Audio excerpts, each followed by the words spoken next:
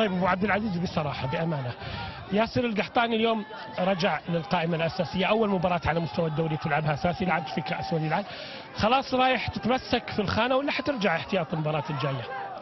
اول شيء انت حسسني انه الموضوع انه عيب. لا ما قلت انا.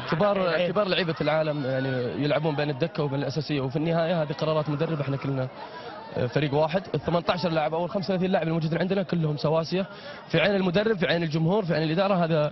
هذا ديدنا احنا كهلاليين.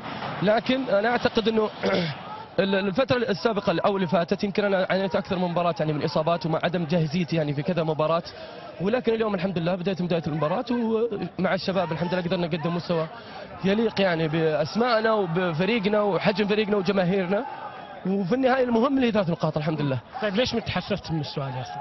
لا ما تحسست لانه قاعد يتكرر اكثر من مره. طيب. يعني الناحيه الاخيره غردت على حسابك، تحدثت عن مستقبلك مع الهلال، غردت انت على الحساب ونفيت وقلت انا يعني مقفل الباب على الاعلام وما اتحدث اعلاميا. اليوم عطني الزبده، المختصر المفيد. ياسر نوي ان يكون منتقل، باقي في الهلال، حتجدد للهلال بسرعه؟ تتوقع في لون ثاني يليق؟ ها؟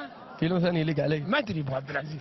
هلالي. عموما شكرا لك، تراك ما خلتني اركز مع ربي يعني. الله يعطيك العافيه. يعطيك العافيه. كان هذا هو صوت وصوره القائد الهلالي النجم ياسر القحطاني.